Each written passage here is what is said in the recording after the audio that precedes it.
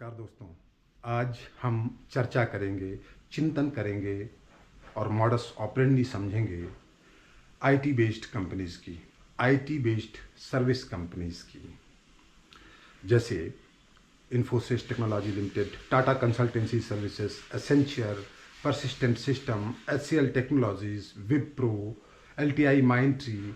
इस तरह की जो बेलवेदर कंपनीज हैं, बड़ी कंपनीज हैं, उनका नाम मैंने लिया। समझेंगे कि ये किस तरह की मॉडस ऑपरेंडी है, किस तरह से प्रोजेक्ट मिलते हैं, इन्हें किस तरह से ऑपरेट करते हैं, रेवेन्यू क्या है, हिस्टोरिकल डेटा क्या है कि पहले कैसे ऑपरेट करते थे, आज की डेट में क्या समस्याएं दरपेश हैं। और इस चीज़ की भी चर्चा करेंगे कि जो लोग इन कंपनीज में काम करना चाहते हैं उनकी एक्सपेक्टेशन क्या होनी चाहिए और कितनी होनी चाहिए। दोस्तों, आते हैं कि सर्विस बेस्ड कंपनी होती क्या है। और ये शुरू करने से पहले एक ज़रूरी बात ये है कि हाल फिलहाल आपने सुना होगा, एंटिक ग्रुप के सीईओ सुब्रमण्यम जी आए और वो बोलते हैं कि आप दिन के 18 घंटे काम करिए, घर जाकर भी क्या करेंगे, अपनी पत्नी को कितनी देर देखेंगे। कुछ समय पहले इंडस्ट्री के बेलवेदर नारायण मूर्ति जी भी इसी तरह की बात करते थे कि आप 60 घंटे काम करिए, 70 घंटे काम करिए, यही हमारे ग्रोथ का एक नया हथियार होगा या नया रास्ता होगा। बट इसमें मतैक हैं और मतैक रहने भी चाहिए, क्योंकि आजकल जो नारायण मूर्ति जी सोचते हैं, जो सुब्रमण्यम जी सोचते हैं, उससे कम से कम 2 जनरेशन का गैप है आईटी इंडस्ट्री की जो वर्कफोर्स आ रही है। वर्क लाइफ बैलेंस की बात, ये बयान जो सुब्रमण्यम जी के थे या इन्फोसिस के फाउंडर नारायण मूर्ति जी के थे, ये आने के पीछे क्या मानसिकता रही होगी, इसको समझना ज़रूरी है। और इसको समझने के लिए सबसे पहले ये समझना ज़रूरी है कि सर्विस बेस्ड आईटी कंपनीज कैसे ऑपरेट करती हैं। तो दोस्तों, जिक्र लाजमी हो चलता है, एक हम आज से 3 दशक पहले चले, इन्फोसिस, विप्रो का जब ये लोग ग्रो कर रहे थे, जब इन्होंने फाउंड हुए और उसके बाद ग्रो करने लगे, तो ये जो कंपनीज हैं ये क्या करते थे, ये जो डिजिटाइजेशन है या डिजिटल ट्रांसफॉर्मेशन है, ये यूएस की कंपनीज में, यूरोप की कंपनीज में सबसे पहले आया।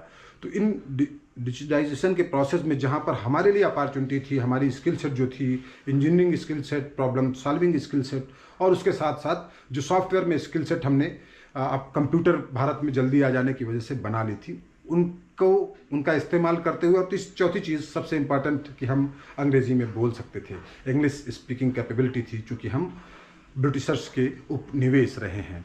तो इन सब चीज़ों का लाभ उठाते हुए हमने अमेरिका, यूरोप के बड़ी बड़ी कंपनीज को अप्रोच किया और जो है धीरे धीरे हम उनके साथ जुड़ते चले गए। वहीं से इन्फोसिस, टीसीएस, विप्रो और कई सारी कंपनीज, एचसीएल कंपनीज का फॉर्मेशन हुआ। अब ये कंपनीज ऑपरेट कैसे करती थी कि इन्होंने जो है इनिशियली कस्टमर को वैल्यू ऑफर, कस्टमर ने कोई प्रोजेक्ट दिया, कस्टमर ने कोई टेंडर निकाला, या आपके आपस में बातचीत है, ज़्यादा अच्छे रिलेशन है, तो आप गए, कस्टमर का कोई प्रोजेक्ट था, आपने बोला कि ये प्रॉब्लम मैं सॉल्व कर दूंगा, इसमें ये वैल्यू ऐड करूंगा, और इसका ओवरऑल जो टाइम है इसमें 2 साल का लगेगा, 10 लोग इसमें काम करेंगे।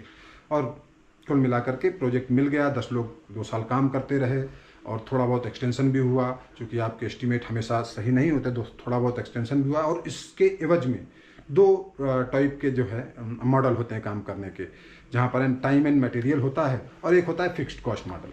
टाइम एंड मटेरियल में क्या है कि 2 साल का समय है, आपके 10 लोग हैं, मैं उनको जो है जो उनका तय मेहनताना है प्रति घंटा प्रतिदिन के आधार पर देता रहूँगा। बाकी जो फिक्स्ड कॉस्ट मॉडल होता है, मैं कहूँगा अच्छा ये प्रॉब्लम है, आपको सॉल्व करनी है भैया, मैं आपको इतना पैसा दे रहा हूँ, एक फिक्स्ड अमाउंट दे रहा हूँ, आप प्रॉब्लम सॉल्व करके लाओ। ये आपकी हेडेक है कि आप कितने लोग रखते हो, कितनी देर में सॉल्व करते हो, बट मेरे को 2 साल के अंदर या 1.5 साल के अंदर इसका सोल्यूशन चाहिए। तो ये टाइम एंड मटेरियल और फिक्स्ड कॉस्ट मॉडल में ऑपरेट करते थे। लेकिन इसमें सर्विस बेस्ड इंडस्ट्री कैसे हुई, इसको सर्विस बेस्ड क्यों कहा गया, क्योंकि यहाँ पर नंबर ऑफ रिसोर्सेस, जो पैसे मिलते थे वो नंबर ऑफ रिसोर्सेज के आधार पर मिलते थे। चूँकि आप कस्टमर के ही प्रोडक्ट में, कस्टमर के ही सोल्यूशन में कुछ कंट्रीब्यूट कर रहे हैं, आप अपना कुछ नहीं बना रहे। तो प्रोजेक्ट जब तक चला तब तक चला, एक्सटेंड हुआ तो लोग बढ़ गए, नहीं एक्सटेंड हुआ तो आप बेंच पे आ गए, बेंच पे आकर के आप किसी दूसरे प्रोजेक्ट में चले जाएंगे। तो इस तरह का मॉडल ऑपरेंडी रहा। तो इसमें क्या है कि जब इनिशियली आया तो लोगों को रिक्वायरमेंट थी और ओवरऑल क्या है, बिजनेस बहुत तेज़ी से बढ़ा, double digit salary growth, because उस समय $30-35 पर घंटे की दर से अमेरिका से यहाँ पर पेमेंट होता था भारतीयों को, और वो बहुत ह्यूमंगस अमाउंट होता था, क्योंकि उस समय रुपए की वैल्यू भी डॉलर की तुलना में काफ़ी कम थी, और ओवरऑल महंगाई की दर भी। सो कुल मिलाकर के एक बहुत बेहतर करियर लोगों को मिला वहाँ पर, और इसी के साथ साथ आईटी इंडस्ट्री का उद्भव होता चला गया। अब क्या है कि जब आज से एक डिकेड पहले की बात करें, 2025 में है हम, 2015 की बात करें, तो पिछले एक दशक में ये आईटी कंपनी संघर्ष करती हुई नजर आई, जहाँ पर सैलरी हाइक कम मिलना, कंपनी से छोटी मोटी फायरिंग होते रहना किसी न किसी कारण से, किसी न किसी वजहों से, वीज़ा के तमाम इशूज़ आना जो यूएस से आते हैं, यूएस और यूरोप से।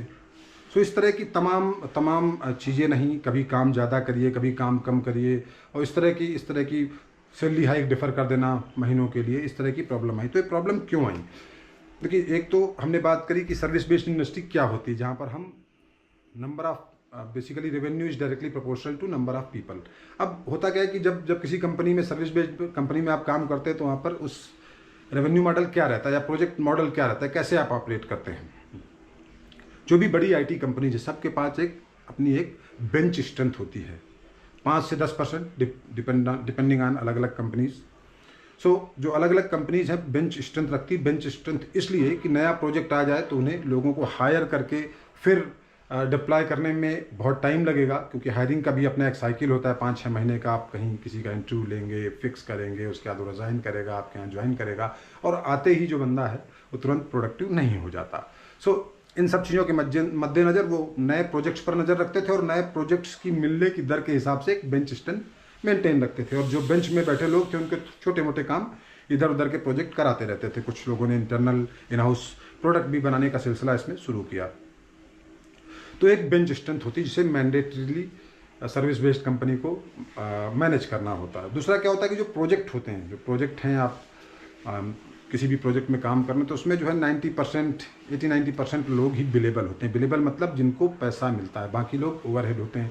एक आर्किटेक्ट होगा, वो 3-4 प्रोजेक्ट में काम कर रहा होगा, 2 प्रोजेक्ट में, बट उसकी कॉस्ट भी इन्हीं बिलेबल रिसोर्सेज से आती है। तो एक्चुअली जो अर्निंग हेड होते हैं वो 80-90%, 95% अलग अलग प्रोजेक्ट में डिपेंडिंग ऑन द रिक्वायरमेंट रहते हैं। सो कुछ ना कुछ ओवरहेड प्रोजेक्ट में भी रहता है। कंपनी का मैनेजमेंट है, उसकी भी जो सैलरी है वो भी बिलेबल रिसोर्सेज के थ्रू ही आती है। सर्विस बेस्ड इंडस्ट्री की ये मजबूरी है।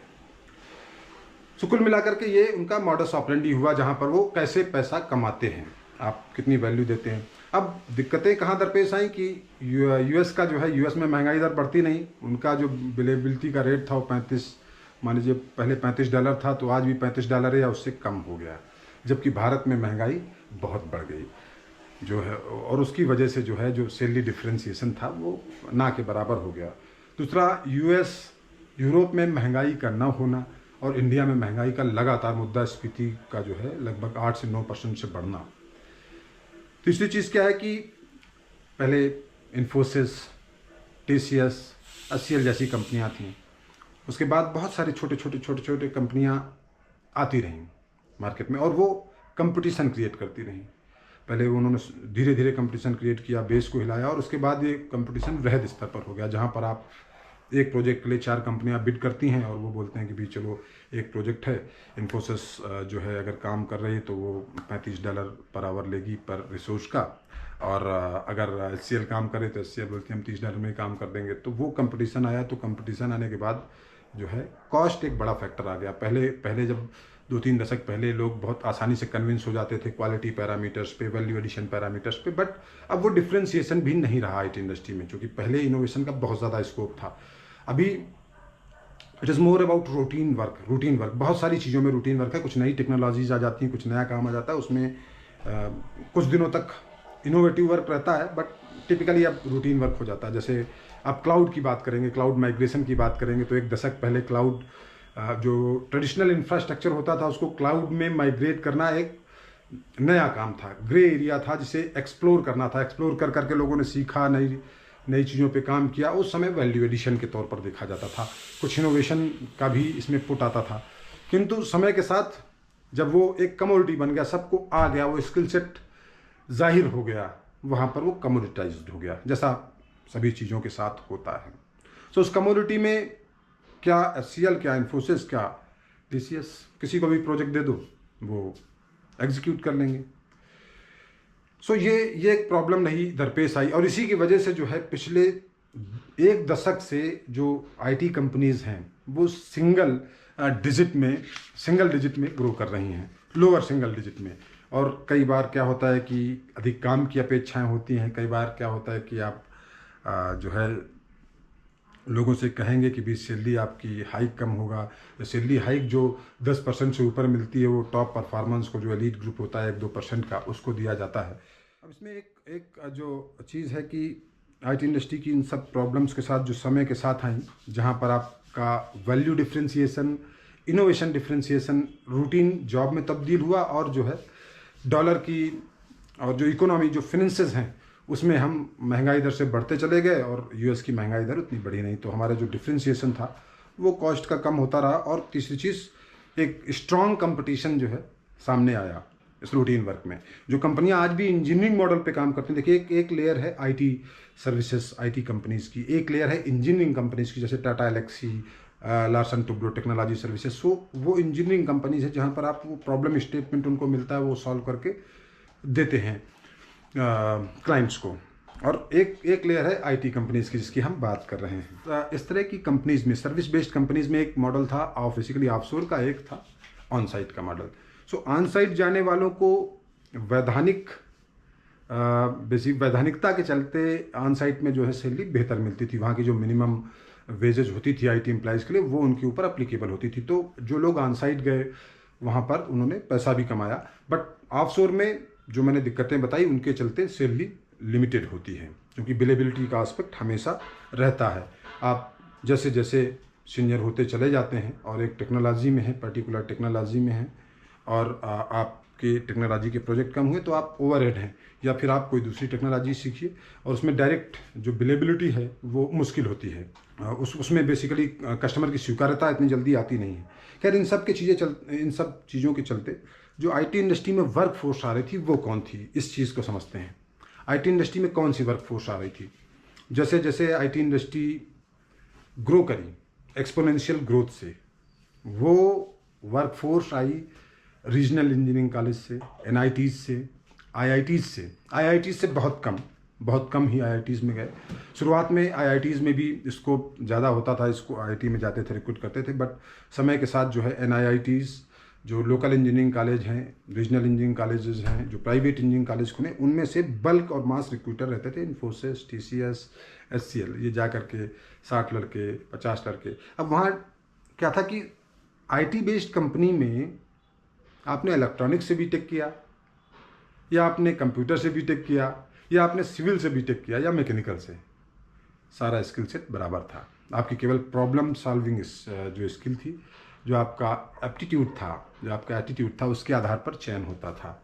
और चयन करने के बाद आपको एक कॉमन ट्रेनिंग में डाल दिया जाता था। जैसा इन्फोसिस में जग जाहिर है कि इन्फोसिस का जो मैसूर कैंपस है, वहाँ ट्रेनिंग का बड़ा जो है रिगरस ट्रेनिंग शेड्यूल होता है वहाँ पर। उसी तरह जो है आज वही डिफ्रेंसिएशन TCS ने क्रिएट किया चंद्रशेखरन जी के नेतृत्व में, उस समय जब पूरी IT इंडस्ट्री में जो सबसे बेहतर फ्रेशर्स को ट्रेन करने का मॉड्यूल है, उस समय TCS का माना जाता है। मतलब एक कहिए कि ट्रेनिंग फैक्ट्री, जहाँ आप इनपुट दीजिए और आउटपुट निकलिए, एक स्किल्ड वर्कर जो किसी प्रोजेक्ट में डिप्लॉय हो जाता है।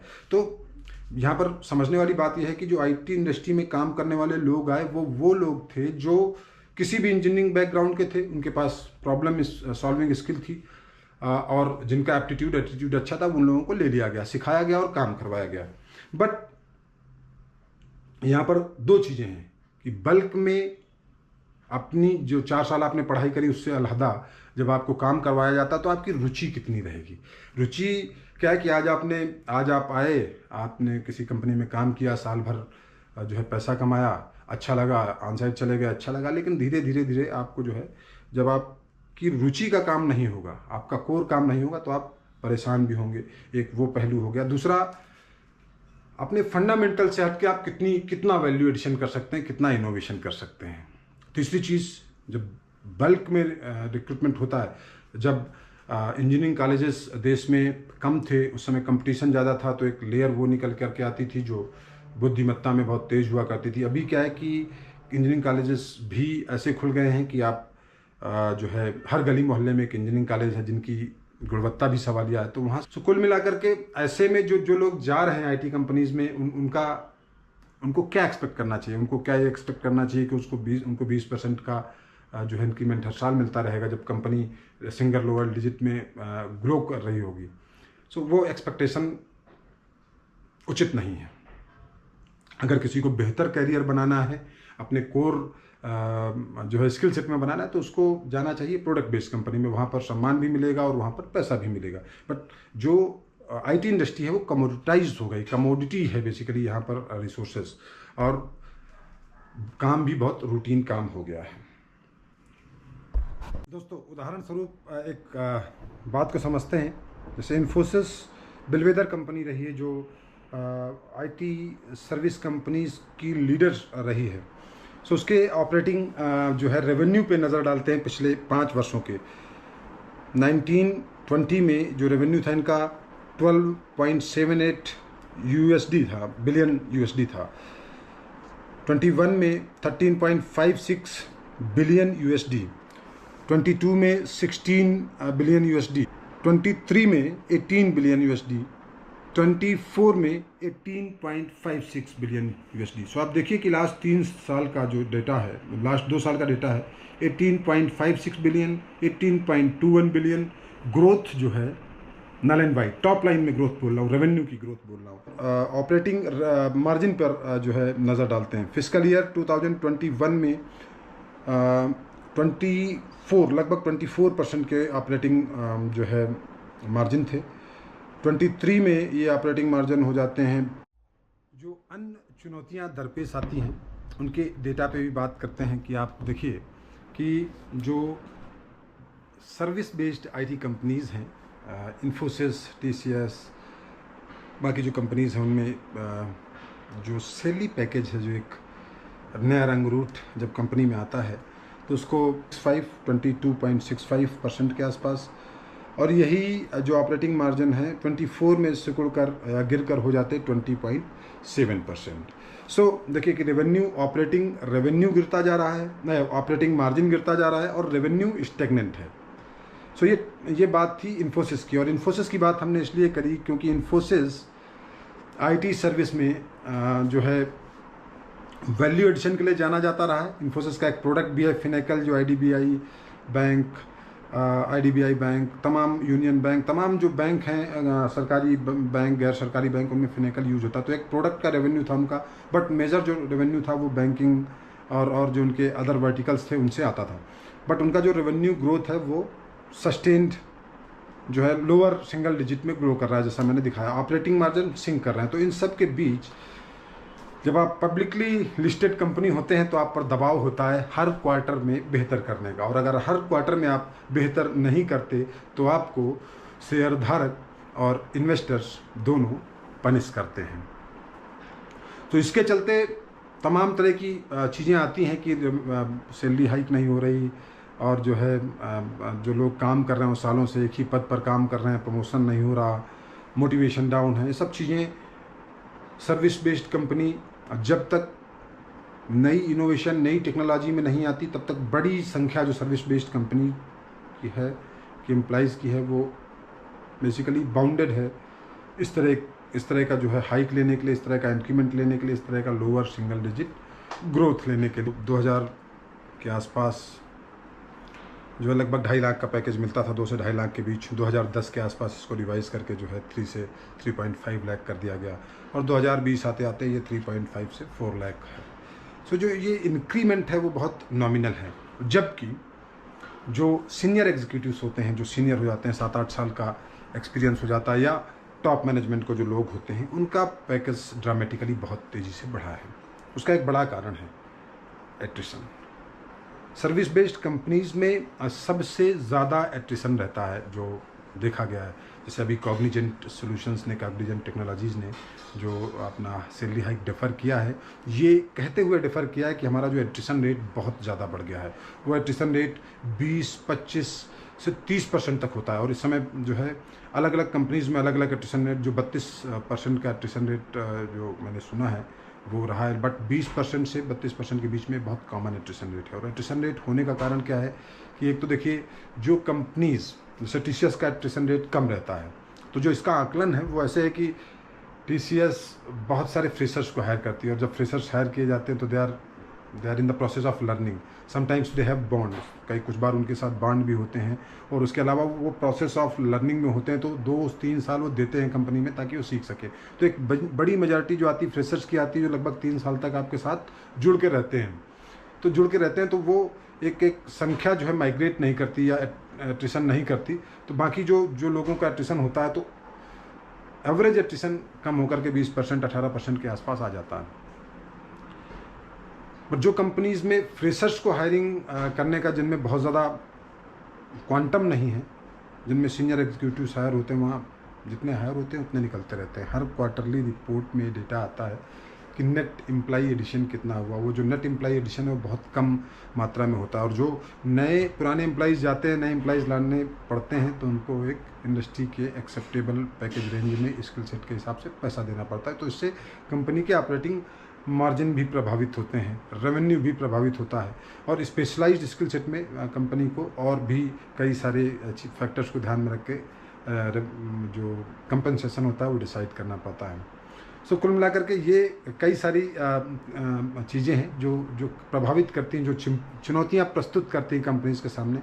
हालांकि जो है आप ये समझिए कि ये बड़े बड़े जो लोग हैं, जैसे नंदन नीलकानी जी, नारायण मूर्ति जी, जो टीसीएस के चेयरमैन रहे पहले, और इस समय जो टाटा ग्रुप सन्स के चेयरमैन हैं चंद्रशेखरन जी, सुब्रमण्यम जी, इन सब लोगों की वजह से ही जो या अजीम प्रेम जी, जो बहुत बड़े फादरली फिगर हैं पूरी आईटी इंडस्ट्री के, इन सब लोगों की वजह से ही